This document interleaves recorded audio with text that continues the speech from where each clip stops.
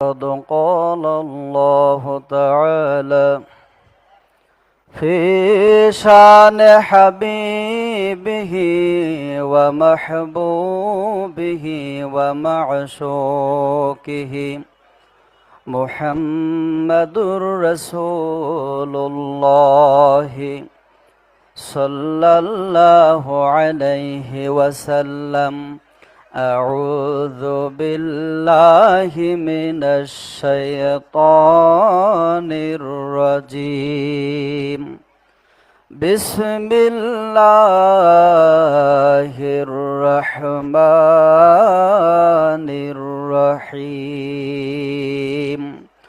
إن الله وملائكته يصلون على النبي يا أيها الذين آمنوا صلوا عليه وسلموا تسليما. يا اللهم صل على سيدنا مولانا محمد وعلى آل سيدنا مولانا সুফি সম্রাটের মহাজন্মে মোহাম্মদ ইসলামের ইমাম দুইজন বাবা দেওয়ান বাগির মহাজন্মে মোহাম্মদ ইসলামের ইমাম দুইজন বাবে মদিনায় আয়োজন করলেন বিশ্ব আশিকে রাসূল সম্মেলন। আল্লাহুম্মা সাল্লি আলা سيدنا مولانا محمد وعلى آل سيدنا مولانا কোথায় রইলেন দয়াল মুর্শিদ আমাদেরকে সারিয়া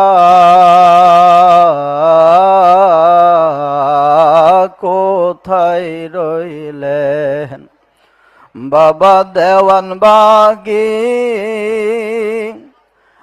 আমাদেরকে সারিয়া কি লাভ হবে আপনি সারা এই মাহফিলে বসিয়া।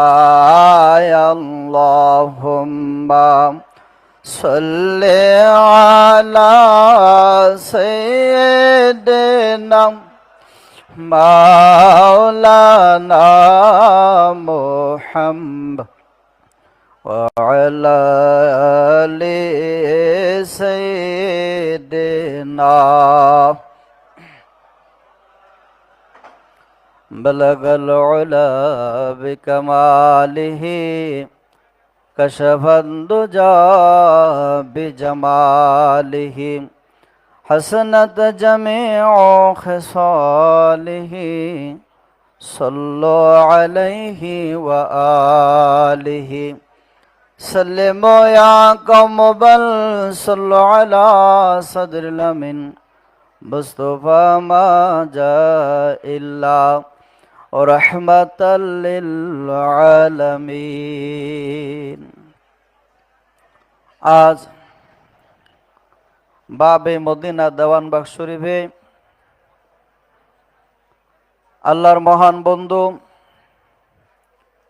মহান সংস্কারক মোহাম্মদ ইসলামের পুনর্জীবন দানকারী যুগের ইমাম আম্বিয়া কারামের ধর্মের দায়িত্ব ও বেলায়েত লাভকারী আল্লাহর দেওয়া পুরস্কার পূর্ণিমার চাঁদের জীবন্ত প্রতিচ্ছবি আখিরি জামানার শ্রেষ্ঠ মহামানব মোহাম্মদ ইসলামের একমাত্র মুর্শেদ বাবা দেওয়ানবাগের ৭৬তম শুভ জন্মবার্ষিকী উদযাপন উপলক্ষে আয়োজিত বিশ্ব আশিক রাসূল সাল্লাল্লাহু আলাইহি সাল্লাম সম্মেলনে উপস্থিত সম্মানিত মুসল্লি কেরাম, মুরব্বী কেরাম,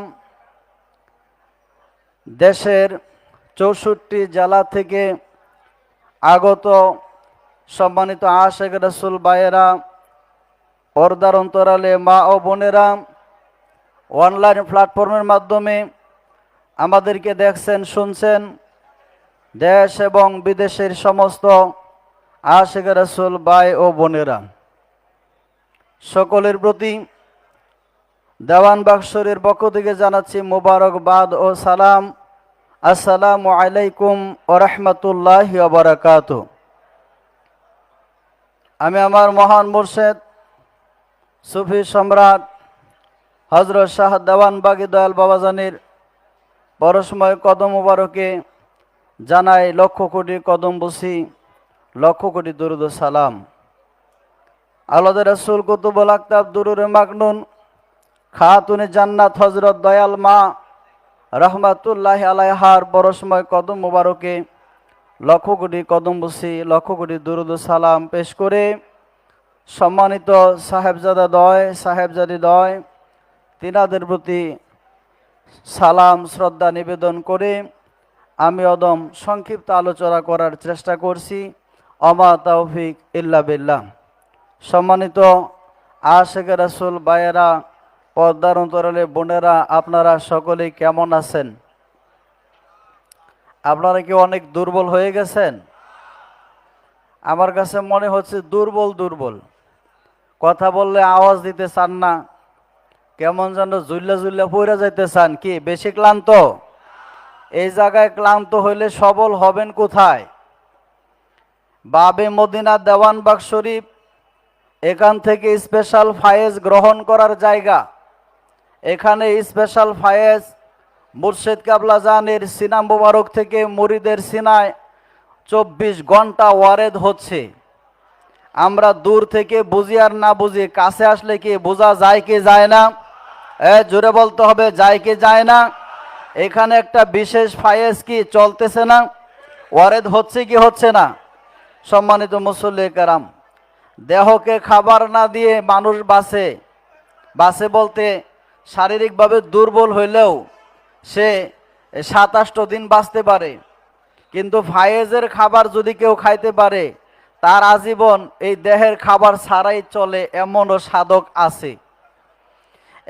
সাধক আছে বাহ্যিকভাবে দেহের ভিতরে খাবার দেয় না কিন্তু বেঁচে আছে। তাহলে তার কি খাবার? সেটা আত্মার ভিতরে খাবার হাসিল করে, যে খাবার আল্লাহর পক্ষ থেকে, রব্বুল আলামিনের পক্ষ থেকে ৬ ওয়াক্ত ওয়ারেদ হচ্ছে, ৫ ওয়াক্ত ওয়ারেদ হচ্ছে। কুওয়াতে ইলাহির ফায়েজ, রাসূল সাল্লাল্লাহু আলাইহি ওয়াসাল্লামের মহব্বতের ফায়েজ, তওবা ও তওবা কবুলিয়াতের ফায়েজ, গায়রিয়াতের ফায়েজ, রহমতের ফায়েজ, এরকম ভাবে ৫ ওয়াক্ত যে ফায়েজ ওয়ারেদ হচ্ছে, সেই ফায়েজ যদি কেউ কোনো সাধক, কোনো আশেক গ্রহণ করতে পারে তাহলে তাকে এই দুনিয়ার জগতের ক্লান্তি দুর্বল করতে পারে না। আমরা মহান মুর্শিদ কাবলা জানির দরবার শরীফে আছি, যেখানে আল্লাহ রাব্বুল আলামিনের পক্ষ থেকে, দয়াল রাসূল সাল্লাল্লাহু আলাইহি ওয়াসাল্লামের পক্ষ থেকে এবং মুর্শিদ কাবলা জানির সিনা মুবারক হয়ে ফায়েজ আমাদের উপরে, আমাদের সিনায় কলবে ওয়ারেদ হচ্ছে। জোরে বলুন সুবহানাল্লাহ। আমাকে আলোচনার বিষয় দেওয়া হয়েছে বিশ্ব আশিক রাসূল সাল্লাল্লাহু আলাইহি সাল্লাম সম্মেলনের গুরুত্ব। দয়াল রাসূল সাল্লাল্লাহু আলাইহি সাল্লামকে ভালোবেসে আশিক রাসূল হয়, এই আশিক রাসূল হওয়ার গুরুত্ব, তাৎপর্য। সম্মানিত মুসল্লি কেরাম, বিশ্ব আশিক রাসূল সাল্লাল্লাহু আলাইহি সাল্লামের সম্মেলনের গুরুত্ব ও তাৎপর্য বুঝতে হলে দয়াল রাসূল সাল্লাল্লাহু আলাইহি সাল্লামের আশেক হওয়ার গুরুত্ব ও তাৎপর্য আগে বুঝতে হবে। যদি রাসূল পাক সাল্লাল্লাহু আলাইহি সাল্লামের আশেক হওয়ার গুরুত্ব ও তাৎপর্য বুঝতে পারি, তাহলে আমরা সহজেই বুঝতে পারবো আজকের এই সম্মেলনটার কত গুরুত্ব। আমাদের মহান মুর্শিদ বাবা দেওয়ানবাগী হুজুর কেবলাজান সর্বপ্রথম তিনি ঢাকায় এসে তিনি ইমাম শাহ চন্দ্রপুরী রহমাতুল্লাহ আলাইহি হুজুরের শুভ জন্মদিন উদযাপন করে তিনি উরুস মুবারক করেছিলেন। কি আপনারা জানেন না? উরুস মুবারক করেছিলেন। এরপরে পরপর দয়াল মুর্শিদ কেবলাজান 9টি সুফি সম্মেলন করেছিলেন, সুফি সম্মেলন। এরপরে রাব্বুল আলামিনের পক্ষ থেকে, দয়াল রাসূল সাল্লাল্লাহু আলাইহি সাল্লামের পক্ষ থেকে নির্দেশ প্রাপ্ত হয়ে তিনি বিশ্ব আশিকে রাসূল সাল্লাল্লাহু আলাইহি সাল্লামের ডাক দিয়েছেন। আলহামদুলিল্লাহ।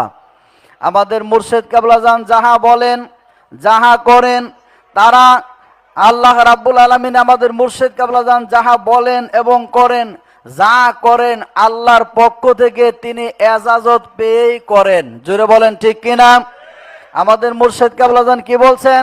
যে আমি আল্লাহ এবং আল্লাহর রাসূলের হুকুম ছাড়া কিছু বলি না। এটা আপনারা শুনছেন কি শোনেন নাই? তাহলে বিশ্ব আশিকে রাসূল সাল্লাল্লাহু আলাইহি সাল্লাম সম্মেলন, তিনি এটার ডাক দিলেন, এই সম্মেলন হায়াতে জিন্দেগিতে করে গেলেন, এখনো এটা চলমান। আমাদের মাঝে চলমান আছে কি নাই? সম্মানিত মুসল্লি কেরাম, আমাদের মহান মুর্শিদ সুফি সম্রাট শাহ দেওয়ানবাগী দয়াল বাবাজান কোরআনুল কারীম তন্ন তন্ন করে খুঁজে দয়াল রাসূল সাল্লাল্লাহু আলাইহি সাল্লামের শান মান এত বেশি পেয়েছেন, এত বেশি অন্য কোন নবী রাসূলের শান মান রব্বুল আলামিন কোরআনুল কারীমের মাঝে এত বেশি তুলে ধরে নাই।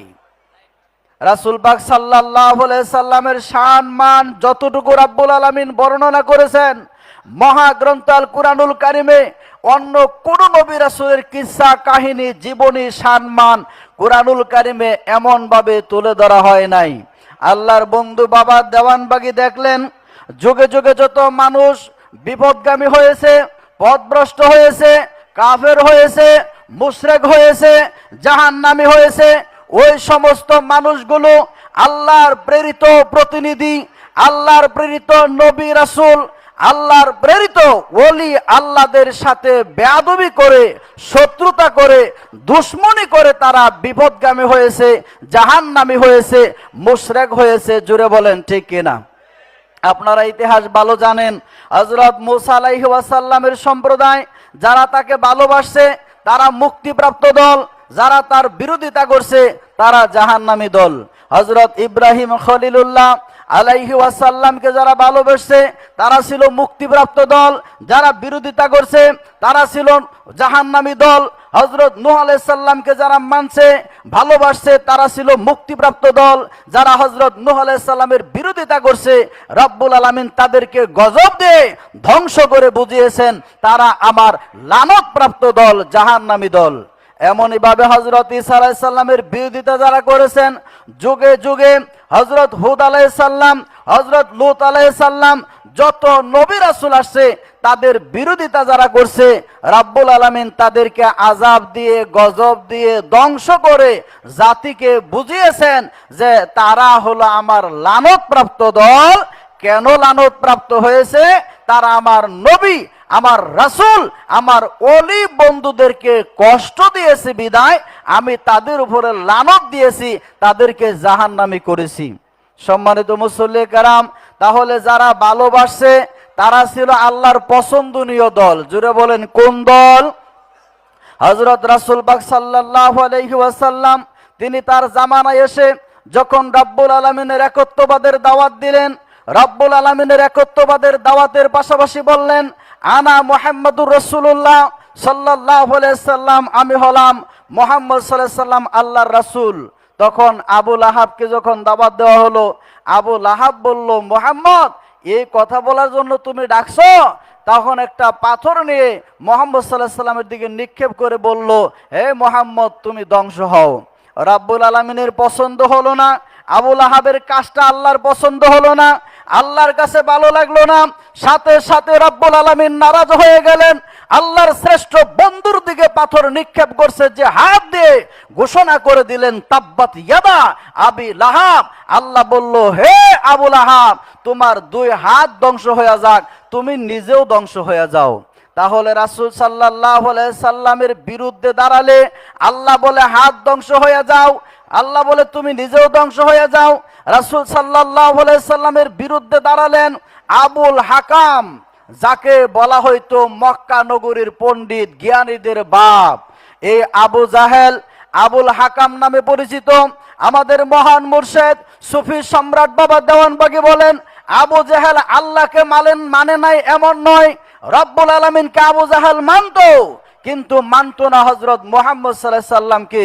সে ছিল আল্লাহর নবী, সে ছিল আল্লাহর রাসূল, সে ছিল আল্লাহর সর্বশ্রেষ্ঠ বন্ধু। তাকে না মানার কারণে রব্বুল আলামিন ঘোষণা করে দিলেন, কুল ইয়া আইয়ুহাল কাফিরুন, হাবিব এই কাফেরকে, এই কাফেরের দলদেরকে আপনি বলে দেন। ও মুক্তিকামী ভাইয়েরা, রব্বুল আলামিন হযরত মুহাম্মদ সাল্লাল্লাহু আলাইহি সাল্লামকে না মানার কারণেই তাকে কাফের খেতাব দিবেন। এরকম ভাবে যত নবী, যত রাসূল আসছে, যত মহামানব আসছে, তাদের বিরোধিতা যারা করছে, তাদের যারা ভালোবাসছে, তাদের একটা খেতাব হয়েছে, সেটা হলো আল্লাহ এবং রাসূল প্রদত্ত ভালো খেতাব। আবার যারা বিরোধিতা করছে, তাদেরও খেতাব ছিল, যেটা হলো লানত প্রাপ্ত খেতাব। আবু জাহেল, আবু লাহাব, উতবা, সাইবা, তারা আল্লাহর হাবিব মুহাম্মদ সাল্লাল্লাহু আলাইহি সাল্লামের বিরোধিতা করে জাহান্নামী হয়েছেন। আবার দেখা গেছে হযরত হানজালা রাদিয়াল্লাহু তাআলা আনহু রাসূল পাক সাল্লাল্লাহু আলাইহি সাল্লামকে ভালোবেসেছিলেন। ভালোবাসার কারণে তিনি যখন ফরজ গোসল করতে গিয়েছেন, এমন সময় শুনলেন রাসূল সাল্লাল্লাহু আলাইহি সাল্লাম যুদ্ধের ময়দানে যাওয়ার জন্য আহ্বান করেছেন। সে যুদ্ধের ময়দানে গিয়ে নাপাক শরীরে যুদ্ধ করতে করতে শহীদ হয়ে গেলেন। রব্বুল আলামিন বললেন, হাবিব, যে আপনার ভালোবাসায়, আপনার মহাব্বতে ফরজ গোসল ব্যতি রেখে আমি আল্লাহকে সন্তুষ্ট করার জন্য, আপনি হাবিবকে খুশি করার জন্য ফরজ গোসল বাদ দিয়ে যুদ্ধের ময়দানে ঝাঁপিয়ে পড়ে নিজের জীবনকে উৎসর্গ করে দিয়েছে, আমি আল্লাহ তাকে দুনিয়ার জগতের সাধারণ পানি নয়, আমি আল্লাহ জান্নাতের পানি দিয়ে তার গোসলের ব্যবস্থা করেছি।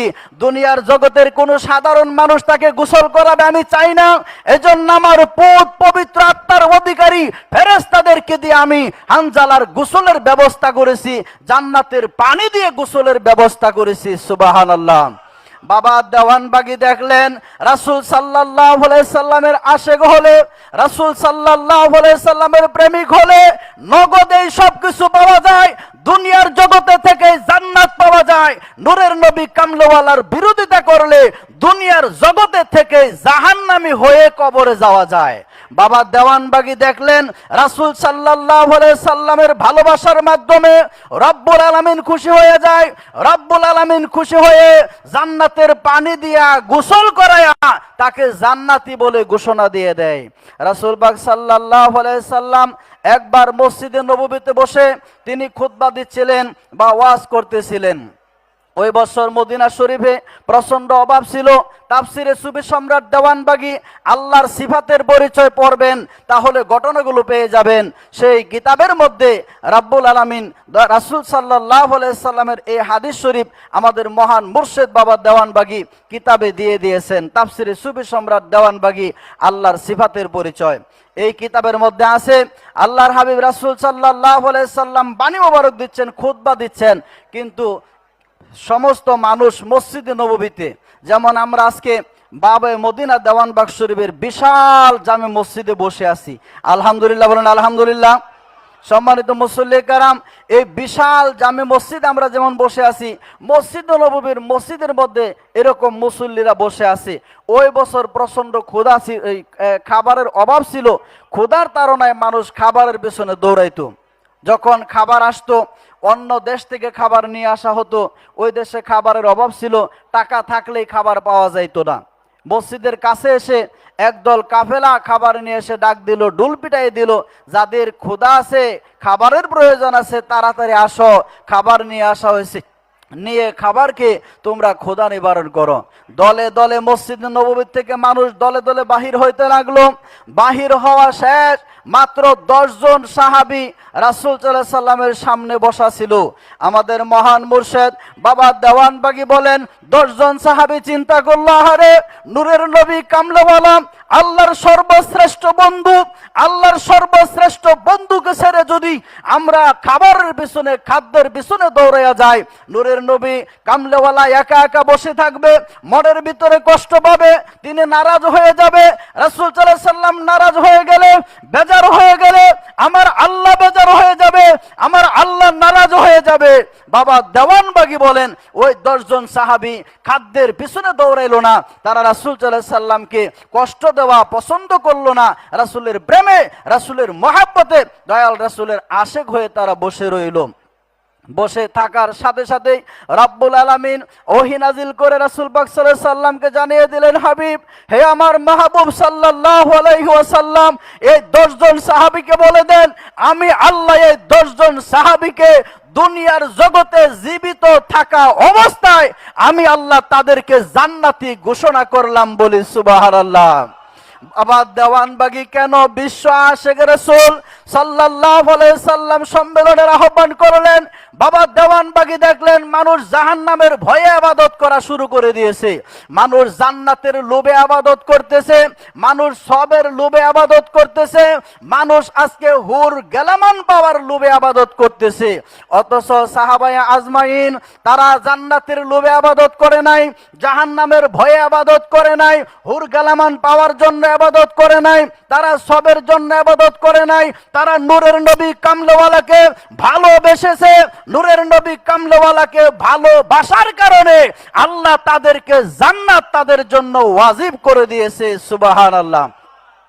বাবা দেওয়ানবাগী দেখলেন যে রাসূল সাল্লাল্লাহু আলাইহি সাল্লামকে ভালোবাসলে আল্লাহ খুশি হইয়া জান্নাত দিয়া দেয়, তাহলে জান্নাতের পাগল হওয়ার তো দরকার নাই, জাহান্নামকে ভয় করার দরকার নাই, সবের পাগল হওয়ার দরকার নাই, হুর গেলামানের পাগল হওয়ার দরকার নাই। পাগল হতে হবে নূরের নবী কামলেওয়ালার।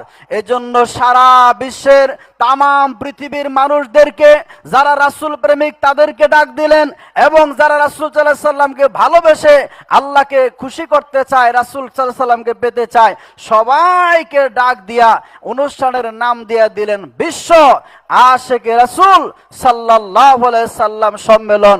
এই সম্মেলনে আসতে পেরে আমরা খুশি না বেজার? সকলের বলতে হবে জোরে, খুশি না বেজার? আমরা এখানে আসি, যদিও দেখা যায় আমাদের মুসল্লি এরকম, তাহলে মুসল্লি যদিও দেখা যায় আমাদের দৃষ্টি সীমানায় এত, আরো তামাম বিশ্বের মাঝে যত আশিক রাসূল আছে সমস্ত বিশ্বের তামাম পৃথিবীর সকলের জন্যই এই সম্মেলন, জুড়ে বলেন ঠিক কিনা?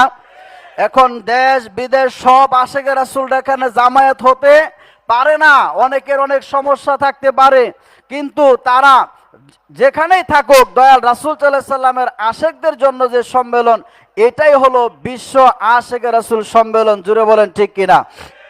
সম্মানিত মুসল্লি কেরাম, বাবা দেওয়ানবাগী বলেছেন এই সম্মেলনের রুহানিতে সমস্ত নবী, সমস্ত রাসূল, আউলিয়া কেরাম, আম্বিয়া কেরাম সকলে রুহানিতে আছে, জুড়ে বলেন কিভাবে আছে? সাহাবায়ে আজমাইনগণ তারা কিভাবে আছে? আমরা হয়তো খালি চোখে দেখতে পারি না, জুড়ে বলেন কিভাবে দেখতে পারি না? খালি চোখে দেখতে পারে না, কিন্তু তারা যে আছে এটা বলছেন কে? জোরে বলেন বলছেন কে? বাবা দেওয়ানবাগী বলছেন।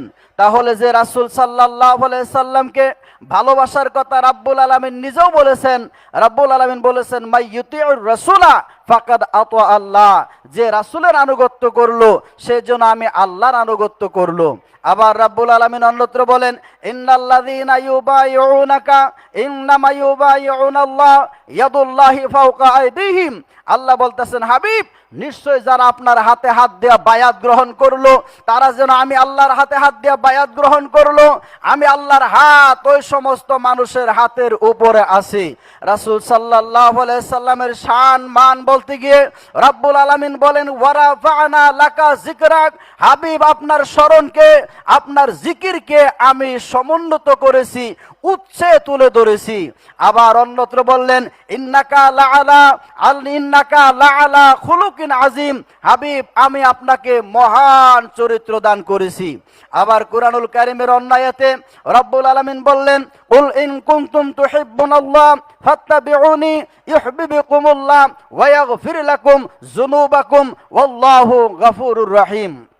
আল্লাহ বলেন, হাবিব, যারা আমি আল্লাহকে পাইতে চায়, আমি আল্লাহকে ভালোবাসতে চাই, তাদেরকে বলে দেন ফাত্তাবিউনি, তারা যেন আপনার আনুগত্য করে।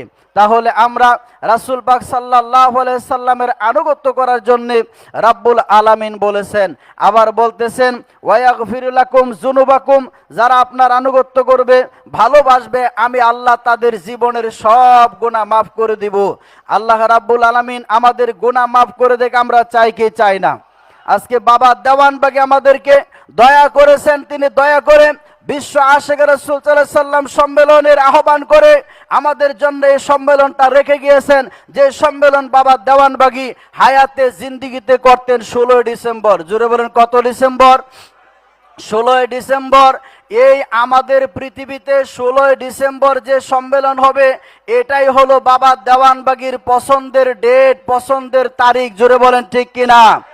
বাবা দেওয়ানবাগীর পছন্দের তারিখ কত? 16 ডিসেম্বর। 16 ডিসেম্বর যে আওলাদ বর্গরা করবেন, এটাই হলো বাবা দেওয়ানবাগীর আদর্শের শিক্ষা। যে আওলাদগণ 4 শিক্ষার মধ্যে কায়েম আছেন, এটা হলো বাবা দেওয়ানবাগীর আদর্শের শিক্ষা। যে আওলাদগণ এই লঘু রেখেছেন, এটা বাবা দেওয়ানবাগীর পছন্দের লঘু।